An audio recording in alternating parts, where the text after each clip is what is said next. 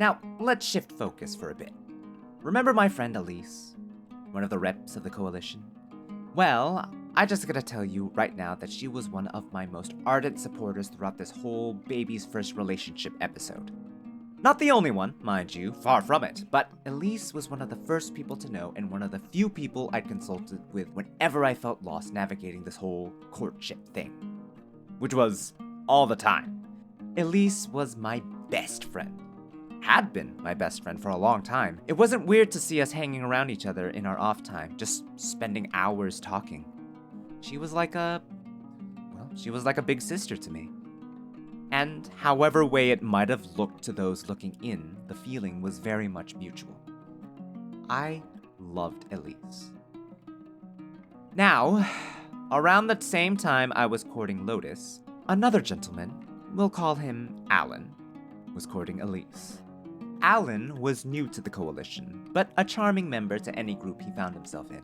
Tastefully, fashionable, friendly, patient, even-tempered, ambiverted, and possessing a penchant for nerdy pastimes and well-executed pun-based humor. I may have seen Alan here and there without realizing, but I was never formally introduced until well into the school year. In fact, I'd heard about him a lot before I'd ever seen his face because, according to the friends who'd had the pleasure of making his acquaintance, he reminded them a lot of me.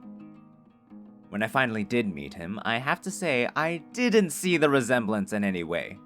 I don't know if he was told the same, but as far as I could tell, aside from some shared interests and appreciation of the same shows and games, there wasn't much in the way of similarities.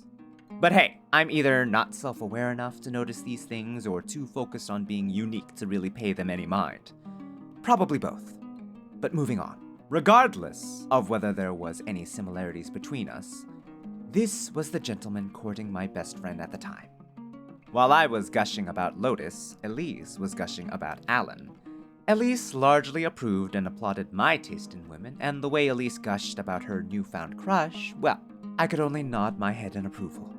In the end, we both ended up with a partner of our dreams, not realizing that those dreams were about to become very, very bittersweet.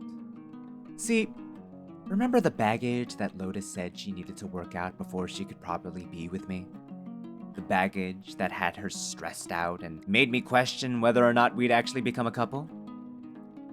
Well, my best friend was now dating Lotus's baggage, and she still wasn't over him.